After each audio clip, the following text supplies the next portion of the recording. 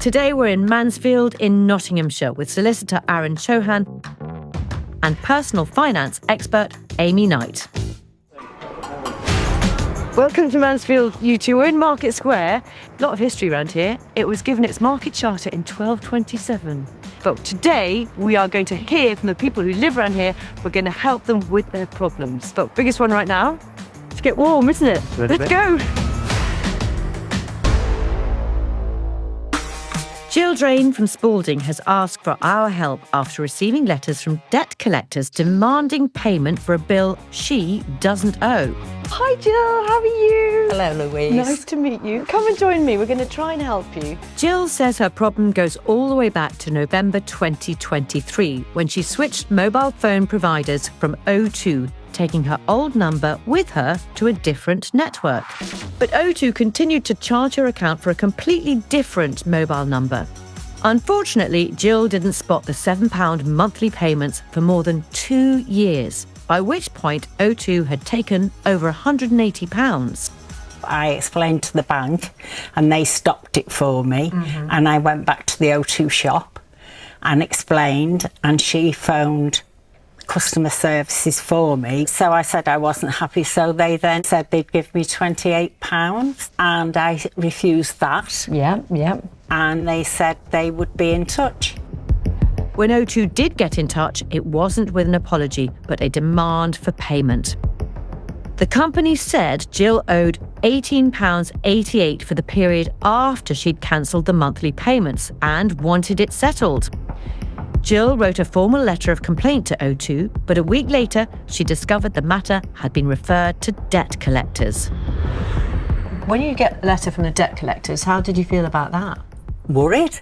Right, yeah. What did because they send bailiffs in. I'm not sleeping now because it's really frightening, isn't it? Yeah. Okay, I'm sorry that it's causing you that level of stress. Just to reassure you, debt collection agencies, they can't force their way into your home, or not in this instance. No. And then they shouldn't be harassing you. So if it gets to the point where these letters are causing you, really high levels of anxiety, then we absolutely need to tackle that. And where a debt is disputed, then it's completely reasonable that you can ask them to halt their collection procedures. And there's really no need for them to continue contacting you because you have a formal dispute in progress with O2. Amy says that the onus is on O2 to prove Jill owes money rather than Jill to prove she doesn't. And the formal complaint she's raised means O2 should now be paying attention.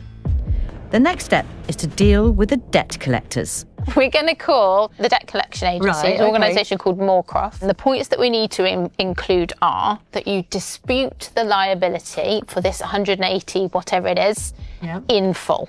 And that you believe you had cancelled your contract with O2 in person, and that should then give us enough power to say you need to cease the collection activity until this dispute has reached a resolution, or at least until O2 have conducted their internal investigation. Thank you for calling the Moorcroft Group. So I'm here with the account holder, my friend Mrs. Jill Drain. There's actually a formal complaint in progress with O2, and I've got a complaint reference number to give you. We're now in the period that they're carrying out their internal investigation. We believe that it's an administrative error on O2's part. The call handler promises to freeze the account, stop adding interest, and take the matter up with O2. In the meantime, Jill will receive no more letters or calls from Moorcroft. Wow! Wow. So no more of these. No more money added. And a bit more pressure on O2 because now the debt collector's going back to them saying we've got a dispute on our hands. Amy, I need you on every single call that I do. She's so brilliant and so calm. Did you feel like it looks to me like there's a weight lifting a little bit from your shoulders? Definitely. I can breathe easy now.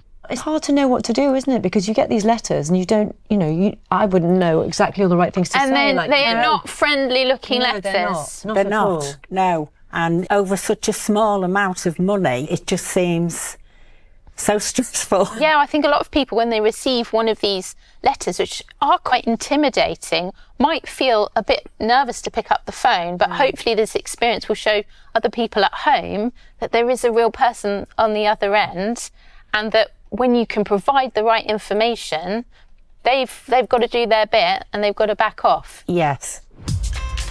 But this isn't the end of it. Even though the debt collectors won't be calling, there could still be further fallout for Jill. There's another issue to consider, which is when you get in arrears with a provider, even if it's an error and it's not your debt, your credit record could be impacted. Yes. I'm interested, have you ever checked your credit score or had a credit report before? No, never. And is that an important thing for us to be doing? Well, it can be if you're going to need to borrow money and it only comes to light that there's a problem on your credit file when you're rejected from an application with a provider. Checking your credit file for any errors is quite straightforward if you're online, but Jill isn't very confident with the internet. Good news though, Amy's prepared everything she needs to request a copy of her credit file by post. There are 3 credit reference agencies in the UK. So we've got TransUnion, Experian and Equifax. Unfortunately, it's not a very joined up system and they don't talk to each other. So we are going to need to contact all 3 of them separately. They should then return a report showing whether there's a mark on your file to do with this debt, and you can have it removed once it all gets resolved with O2. So before she leaves the advice clinic, Jill and her daughter Tony fill in the forms and pop them in the post. A few weeks later, Amy's catching up with Jill. How are you, Jill? I'm not so bad, thank you. So your credit report arrived and you sent it over to us. We've had a good look and they are not indicating any arrears to O2. Nothing's shown up on the report, so there should be no impact on your credit history, which is great. Lovely. I do think it's worth writing to the credit reference agencies again in a couple of months just to check. Right. What's going on with Moorcroft? Have they been in touch with you again at all? No, I haven't heard anything from them. That's exactly as it should be. Once we told Moorcroft that the debt was being disputed, they stopped all correspondence with you. When we got in touch with Moorcroft, it told us its role was to contact Jill on behalf of its client O2, and it wanted to reassure her that as soon as it was made aware the balance was disputed, it suspended all further contact and referred the details to O2 to investigate. Moorcroft also said that the account is now closed on its systems and it will not contact Jill again. But what about O2? Amy's got the latest on its investigation. O2 thinks this all dates back to 2022. It says a SIM-only plan was taken out using all of your details and that you were sent information regularly, so the contract, the monthly bills, the reminders, everything was made on your account using your details. Has that rung any bells for you when you think back to 2022? Well, I did have an account with them and I do have the phone number from that account.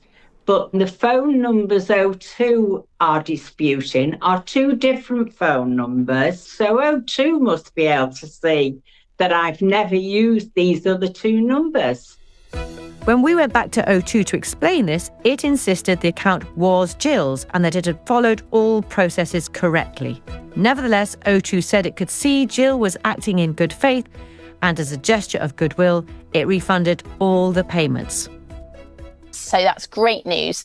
No debt collectors are chasing after you. Your credit file looks absolutely A-OK. How do you feel? Well, relieved, and I have to thank you all so much for all your work in helping us do this, because I don't think the way things were going, we would ever have had any success. So it's a relief to have it all done and dusted. But I still think they were in the wrong. Well, it's our absolute pleasure to help you out with this, Jill, and it's been lovely to talk to you. And you. Thank you all again. Well, if like Jill, you've got a problem you think our advice clinic experts can help with, drop us a line, ripoffbritain@bbc.co.uk.